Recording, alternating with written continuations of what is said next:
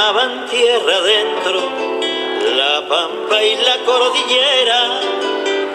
Después fueron campo afuera, porque las palabras pesan. Con esas cosas empiezan a vaciarnos la cesera.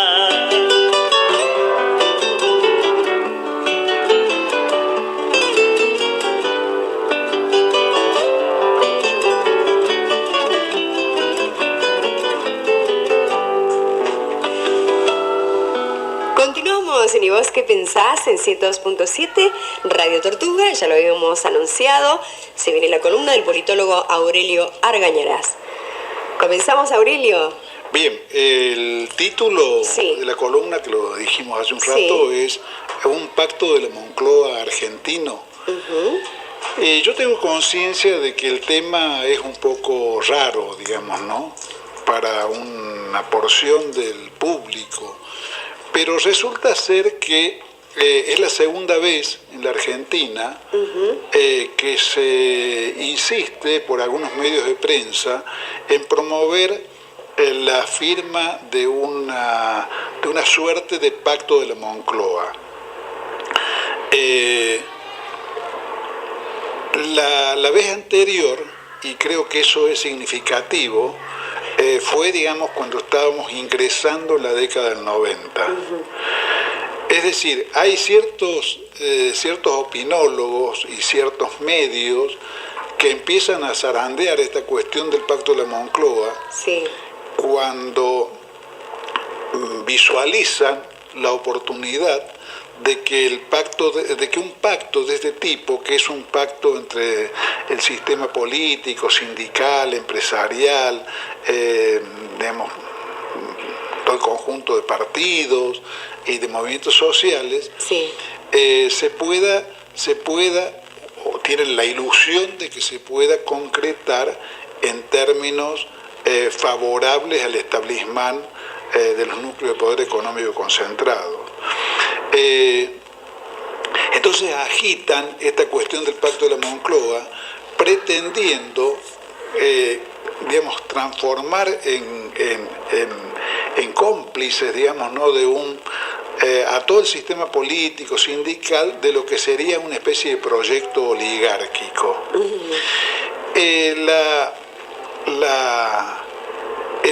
Digamos, la zanahoria de la oferta, o la justificación de la oferta, más bien, es que a España le fue bien con un pacto de la Moncloa, que de alguna manera la España, digamos, ligada a la Unión Europea, al mercado común, al euro y a la modernidad, es el fruto de ese pacto, que fue un pacto conformado por los españoles en el momento en que salían del franquismo. Franco murió en noviembre del 75, el pacto de la Moncloa se firmó en octubre del 77, después de un periodo de transición inicial que estuvo a cargo de Arias Navarro, que era una especie de representante del franquismo duro, que quería que no cambiara nada. Digamos, Arias Navarro fue sustituido por Adolfo Suárez, que era una especie de franquista reformista que impulsó, que fue uno de los impulsores fundamentales de la Pacto de la Moncloa. Y el rey Juan Carlos. Y el rey Juan Carlos. Claro, y el rey Juan Carlos. El rey Juan Carlos de alguna manera era no solamente el impulsor, sino se ofrecía como una especie de garante. Claro, digamos, así es. Del Pacto de la Moncloa.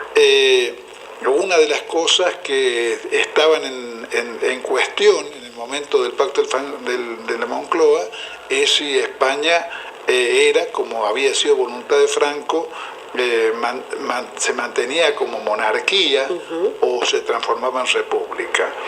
En realidad, una de las cosas que pretendió el Pacto de la Moncloa es generar una especie de proceso de reconciliación interna de España después de lo que había sido el desgarramiento de la guerra civil en la década del 30, y que si bien muchísimos de los protagonistas de aquello estaban muertos por el simple paso del tiempo, la dictadura de Franco duró 30 y pico de años, de todos modos era una especie de herida abierta en la realidad y en lo simbólico.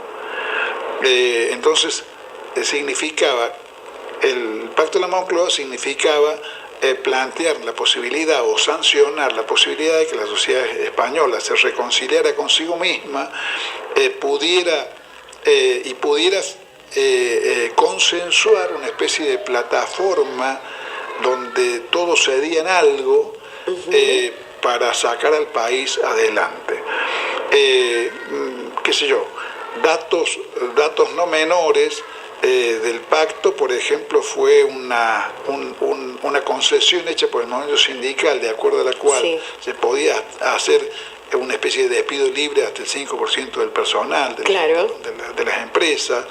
Se estableció que los aumentos topes anuales iban a ser del 22%, en un momento en que en esos niveles estaba la inflación española. Qué parecido a algo que me resuena el ámbito. A lo actual.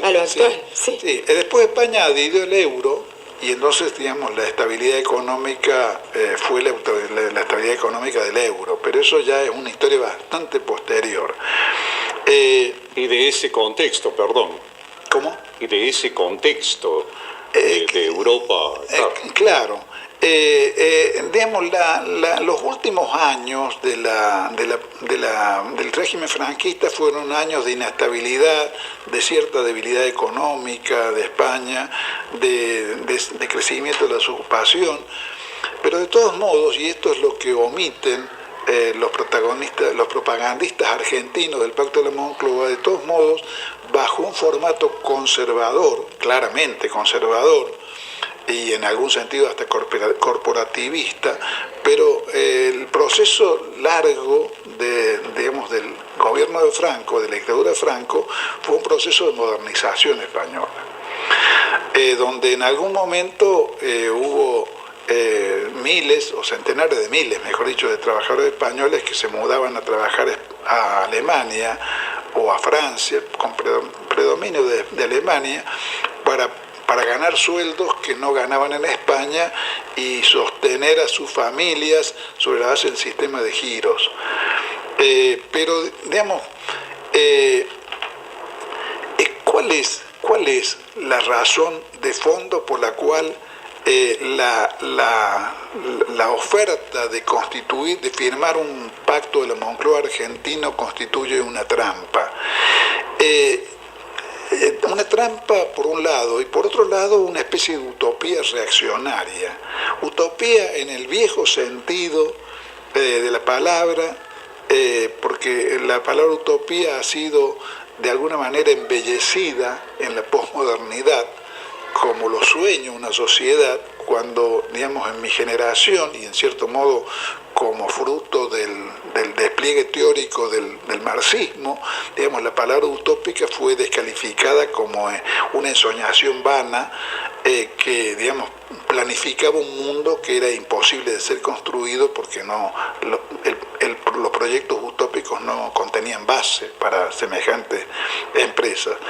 En ese sentido, es una utopía reaccionaria porque, digamos, haría falta que uno de los dos bloques en que está dividida la Argentina desde 1810 en adelante decida suicidarse.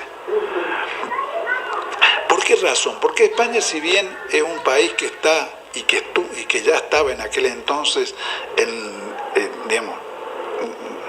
sigue estando en alguna medida, digamos, sí, ¿no?, en los márgenes de Europa, si bien es un país como de segundo orden dentro del sistema central, pero forma parte claramente del sistema de los países imperialistas que, digamos, explotan y trasladan a su seno una masa X de plusvalía colonial o semicolonial. Es decir, los intereses parciales que fueron sacrificados y que no fueron tan relevantes, digamos, ¿no? En el Pacto de la Moncloa fueron sacrificados, digamos, para servir a lo que era, de alguna manera, un proyecto nacional. No un proyecto nacional en el sentido en que un proyecto nacional lo es en el campo colonial y semicolonial, donde la primera medida o el primer objetivo o el primer propósito que un proyecto nacional tiene necesariamente que plantearse es independizar al país del dominio extranjero. Pero sí era un proyecto nacional en los términos en que eso se plantea en un país que está en las márgenes del sistema dominante mundial, pero que es un país independiente. Es decir, España ha pasado por distintas situaciones, pero nunca ha sido una colonia o una semicolonia del sistema imperialista mundial. Inclusive ha preservado un mínimo sistema colonial en África, digamos, hasta hace pocas décadas. Entonces, digamos, las diferencias internas de la sociedad española son como las diferencias internas del orden de las diferencias internas que uno puede encontrar en una sociedad como Inglaterra, como Francia, Alemania, donde obviamente hay intereses contrapuestos entre las clases trabajadoras, digamos, y el sistema de la burguesía capitalista. Claro. Pero, digamos, esas contradicciones pueden ser aceitadas, por decirlo de alguna manera, por la renta colonial que estos países reciben y que les permite, licuar hasta cierto punto los antagonismos sociales entre el proletariado y la burguesía. Eso no ocurre para nada en los países como la Argentina, que forman parte del mundo colonial y semicolonial. Es decir, el antagonismo de la sociedad argentina es un antagonismo radical. Radical en el sentido de no se puede resolver a través de un pacto. La Argentina, el primer problema que soporta y que es la quintesencia de su carácter semicolonial y atrasado, es que está liderada desde el punto de vista económico-social por clases, por un sistema de clases, por una élite económica que no apuesta al desarrollo del país, por una élite económica que es la que ha evadido y derivado divisas desde el país hasta el extranjero en los últimos años, según cifras que provienen incluso de la prensa oligárquica, digamos, que no son cifras creadas por ningún izquierdista y que son públicamente conocidas por todo el mundo académico, de 400.000 millones de dólares. O sea, hay capitales en el argentino, en el exterior, por una cifra mayor que la propia deuda externa que el país tiene, que en realidad es una deuda externa, como se puede ver en el último periodo de Macri, que se constituye sobre todo para financiar la fuga de divisas hacia los centros financieros internacionales.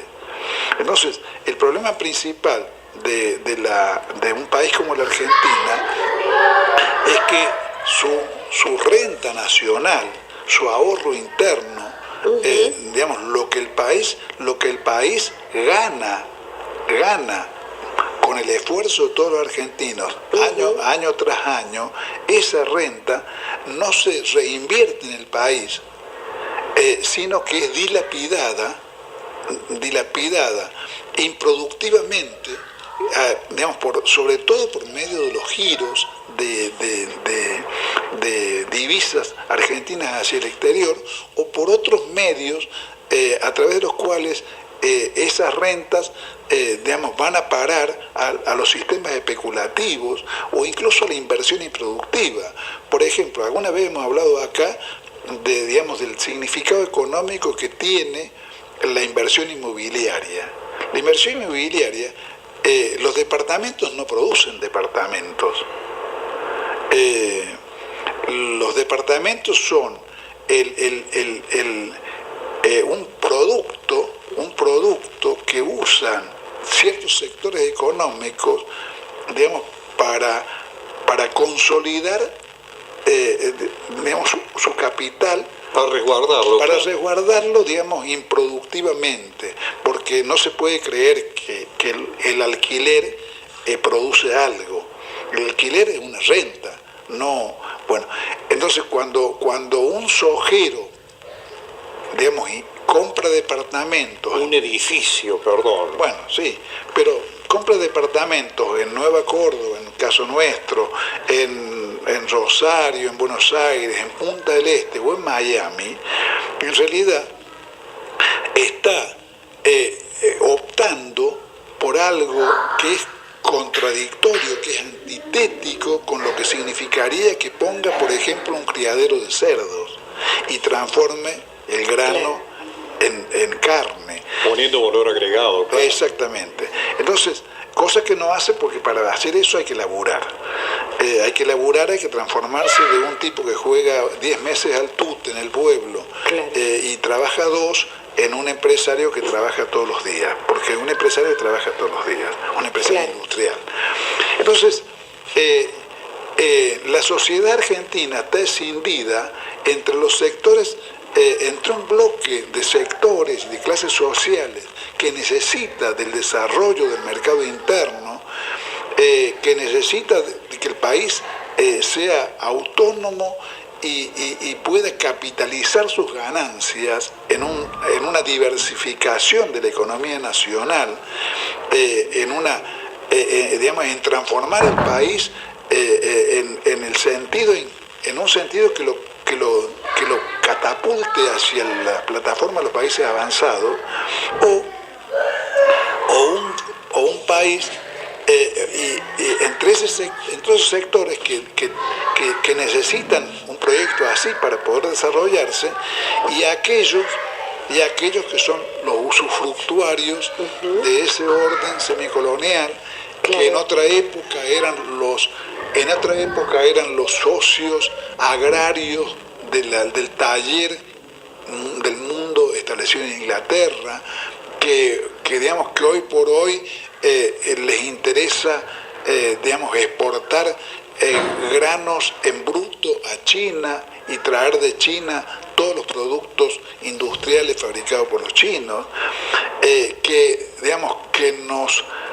que nos hacen creer que hacemos un negocio cuando compramos un teléfono chino y sin hacernos advertir que si compramos un teléfono chino le estamos pagando el salario de un chino. Cuando compramos algo producido acá le estamos pagando el salario de un obrero argentino. Claro, seguro. Y a un empresario argentino.